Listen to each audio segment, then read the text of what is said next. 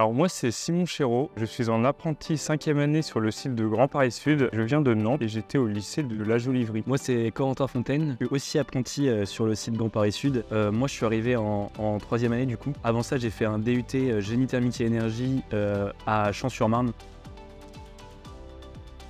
Du coup moi j'ai rejoint l'entreprise Stellantis, le grand groupe automobile qui regroupe Peugeot, Citroën, et dans ce groupe là je fais du business développement. Moi je suis dans une entreprise qui fait des portes d'ascenseur et je suis étudiant en recherche et développement de produits et je fais de l'industrialisation aussi. Moi, ce qui me plaît dans mon alternance, c'est le fait que j'ai rejoint un groupe international. Du coup, ça me permet tous les jours de discuter avec des gens qui sont situés partout dans le monde. Et ce qui fait qu'aucune de mes journées se ressemble. Et ça, c'est vraiment un point positif.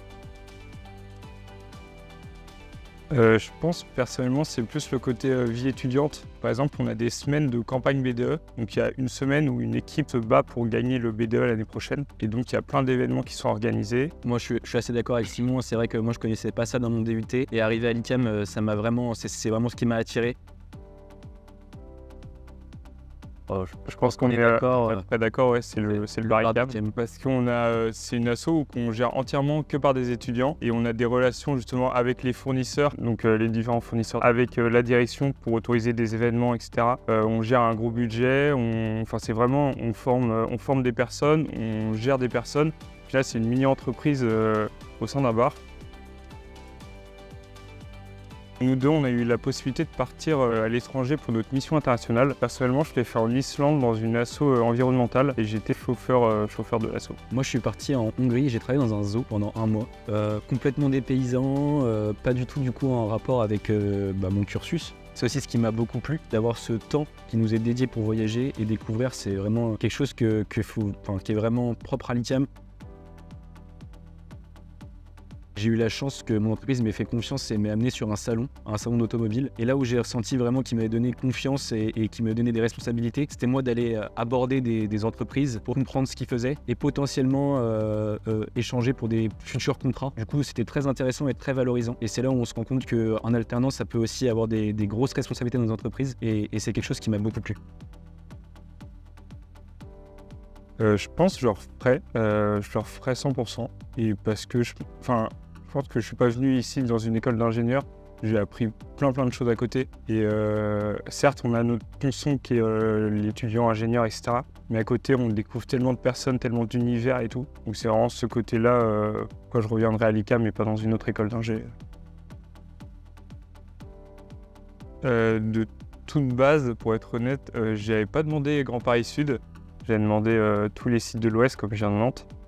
Et après, on m'a proposé d'aller à Paris. Le site était tout nouveau. Et au final, j'ai dit s'il fallait revenir, je reviendrai à Paris. Parce que comme c'est un nouveau site, il y a tellement de choses à créer. Il y a cet esprit de petite famille où tout le monde se connaît. Qu'on soit en première ou 5e année, on discute de la même manière. C'est cette proximité que j'ai vraiment bien appréciée sur ce site. Personnellement, je pense que ingénieur, c'est un grand mot pour dire beaucoup de choses. Et moi, c'est mettre l'humain au centre de beaucoup de décisions. Et je pense que c'est ce que l'ICAM m'a appris. On a beau être en industrie, dans une entreprise, il y a quand même des humains dedans. Et il faut les écouter, les respecter, les prendre en compte. Et je pense que c'est vraiment un ingénieur tourné vers l'humain, mais dans un monde industriel. Tout comme Simon, un ingénieur humain, c'est vraiment ce que je souhaite devenir. D'ailleurs, ça a vraiment fait partie de mes réflexions parce que du coup, là, on arrive à la fin de notre cursus. On est en train de chercher des entreprises pour s'insérer dans la vie professionnelle.